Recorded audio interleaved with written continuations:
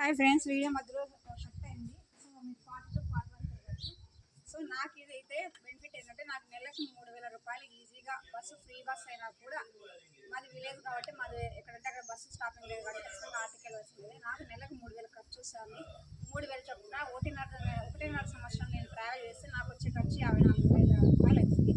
So అలా ఈ బండి నేను తీసుకోవడం వల్ల ఒకటిన్నర సంవత్సరం ఈ బండి వచ్చినా నాకు సరిపోతుంది. అంటే నాకు నష్టం అయితే ఎక్కడా లేదు. సో ఇది బ్యాటరీ వచ్చేసి సంవత్సరం వ్యారంటీ, ఛార్జర్ వచ్చి సిక్స్ మంత్స్ వ్యారంటీ ఇస్తారు. సో మూడు మూడు గేర్లాగా వెళ్ళచ్చు. ఫస్ట్ గేర్ వచ్చేసి 25 ఉంటుంది స్పీడ్, సెకండ్ గేర్ వచ్చేసి 35 ఉంటుంది, థర్డ్ గేర్ వచ్చి 45 ఉంటుంది. ఇది ఎక్కువ స్పీడ్ ఉండదు కాబట్టి సో మనం మనం ఎలా వెళ్ళినా కూడా నాకు తెలిసినంత వరకు మనకి దీనివల్ల కింద పడినా కూడా ఏం కాదు, ఎందుకంటే స్పీడ్ ఎక్కువ ఉండదు కాబట్టి. సో పెట్రోల్ వేసుకోవడానికి అయితే కంపల్సరీ అన్నీ ఉండాలా, దీనికైతే అవన్నీ ఏం లేదు. సో కరెంట్ వల్ల ఓన్లీ కరెంట్ నాకు నెల మొత్తం తిప్పినా నాకు వచ్చే ఖర్చు కరెంట్ది మహా అంటే నెల 100 రూపాయలు లేదా 200 రూపాయలు వస్తుంది ఛార్జర్. So best. సో నేను టార్గెట్ 2 సంవత్సరాలు పెట్టుకున్నా. 2 సంవత్సరాలు బండి వచ్చినా నాకు బెటరే అనిపించింది నా బడ్జెట్తో, కాబట్టి నేను తీసుకోవడం జరిగింది. నేను కూడా బండి ఈ మధ్యనే నేర్చుకున్నా. సో కలర్ కూడా బాగా అనిపించింది.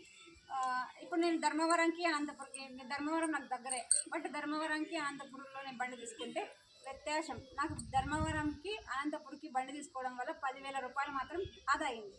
సో ఇదే బండి నేను ధర్మవరంలో తీసుకుంటే ఈ కంపెనీలు లేవు కానీ దీంట్లో వేరే మోడల్ ఉన్నాయి.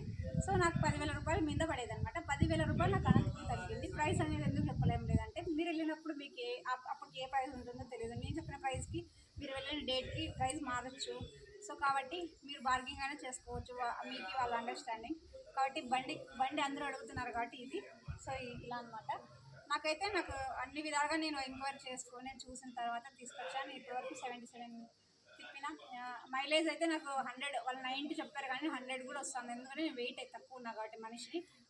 అది కూడా ఇంకొకటి మెయిన్ ఏంటంటే, వీడియో ప్రమోషన్లో చూసి మోసపోతండి.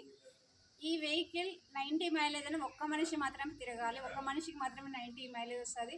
అది నువ్వు ఇద్దరు మనుషులు 90 కిలోమీటర్స్ తిరగలేరు. ఇద్దరు మనుషులు ఎక్కితే 40కే అయిపోతుంది బ్యాటరీ. సో అదంటే మనం 45 తిరిగినామంటే ఇద్దరికి అయిపోతుంది.